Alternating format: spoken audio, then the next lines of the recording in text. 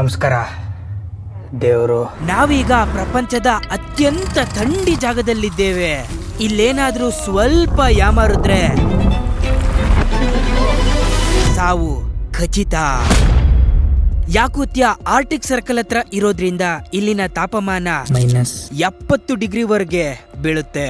ಅಂದ್ರೆ ನಿಮ್ಮನೆಯ ಫ್ರಿಜ್ಜಿನ ಫ್ರೀಜರ್ ಅಲ್ಲಿ -15ರಿಂದ 20 ಡಿಗ್ರಿ ಇರುತ್ತೆ.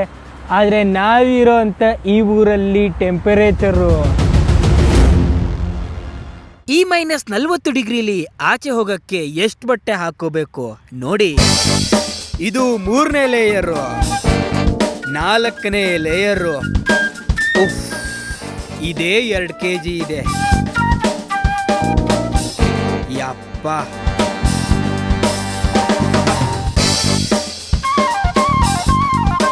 Let's get out. ಯಾರೋ ಫ್ರಿಜ್ ಓಪನ್ ಮಾಡಿ ಇಟ್ಬಿಟ್ಟಂಗವ್ರೆ.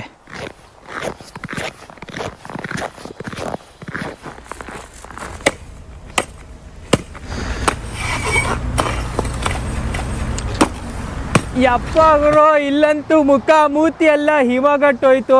ಒರೆಸ್ಕೊಂಡು ಸಾಕಾಗೋಯ್ತು. ನೋಡ್ರಿ, ರೋಡ್ ಮೇಲೆಲ್ಲ ಪೂರ್ತಿ ಐಸ್ ತುಂಬ್ಕೊಂಡ್ಬಿಟ್ಟೈತೆ. ಆಮೇಲೆ ಇಲ್ಲೂ ನೋಡ್ರಿ, ಇಲ್ಲೂ ಐಸು, ಎಲ್ಲ ಜಾರ ಮಂಡಿ ಆಡ್ಬೋದು. ಯಾರಾದ್ರೂ ಜಾರ ಬಿದ್ದೋಗ್ತಾರೆ ಅಂತ ಮೆಟ್ಲು ಮೇಲೆಲ್ಲ ಕಾರ್ಪೆಟ್ ಹಾಕ್ಬಿಟ್ಟವ್ರೆ.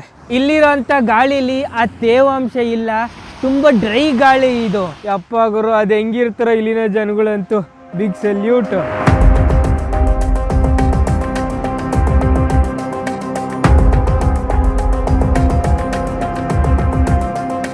ಸಿಗ್ನಲ್ ಬಿಟ್ಟಿದ ತಕ್ಷಣ ಎಲ್ಲ ಓಡ್ತಾ ಇರ್ತಾರೆ. ಯಾಕಂದರೆ ಒಂದ್ಸಲ ಸಿಗ್ನಲ್ ಆಫ್ ಆದರೆ ಮತ್ತೆ 80 ಸೆಕೆಂಡ್ವರೆಗೂ ಕಾಯಬೇಕು. ದೇವರು ನೋಡ್ರಿ, ಅಲ್ಲೊಂದು ಕಾರು ಇಲ್ಲೊಂದು ಕಾರು ಎಲ್ಲ ಆನ್ ಆಗೈತೆ, ಆದರೂ ಅದರ ಸೈಲೆನ್ಸರಲ್ಲಿ ಐಸ್ ಕಟ್ಬಿಟ್ಟೈತೆ. ಈ ಕಾರ್ ಸ್ಟಾರ್ಟ್ ಆಗೈತೆ, ಇದರೊಳಗಡೆ ಡ್ರೈವರ್ ಇರಬೇಕಲ್ವಾ ಅಂತ ನೀವು ಕೇಳಿದ್ರೆ ಯಾರೂ ಇಲ್ಲ. ಈ ಊರಲ್ಲಿರೋ ಅಂಥ ಎಲ್ಲ ಕಾರ್ಗಳು 24 ಗಂಟೆ ಆನ್ ಆಗೇ ಇರುತ್ತೆ. ಅಕಸ್ಮಾತ್ ಆಫ್ ಆಗಿಬಿಟ್ರೆ ನೆಕ್ಸ್ಟು ಆನ್ ಆಗೋದು ಮುಂದಿನ ಸಮ್ಮರ್ಗೆ.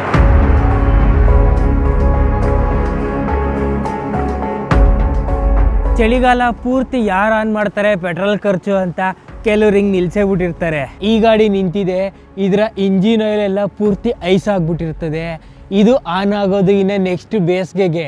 ಅದಕ್ಕೆ ಇಲ್ಲಿನ ಸಾವುಕಾರ ಜನಗಳು ಹೀಟೆಡ್ ಪಾರ್ಕಿಂಗ್ ಏರಿಯಾ ಮಾಡ್ಕೊಂಡ್ಬಿಟ್ಟವ್ರೆ. ಅದು ಹೆಂಗೆ ಕಾಣಿಸುತ್ತೆ ಗೊತ್ತಾ? ನೋಡಿ, ಹಿಂಗೆ ಕಾಣಿಸುತ್ತೆ.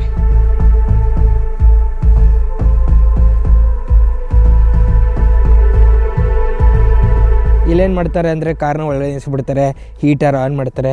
ಆ ಹೀಟರಿಂದ ಹೊಗೆ ಆಚೆ ಹೋಗೋಕ್ಕೆ ನೋಡಿ ಪೈಪ್ಗಳು ಹಾಕವ್ರೆ.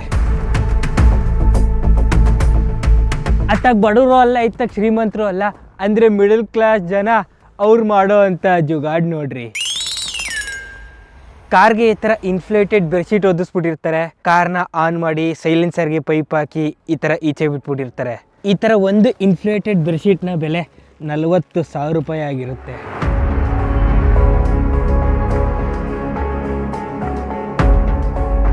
ಎಷ್ಟೊಂದು ಮಿಡಲ್ ಕ್ಲಾಸ್ ಜನಗಳು ಕಾರ್ ನಿಂತೈತೆ ನೋಡ್ರಿ ಇಲ್ಲಿ.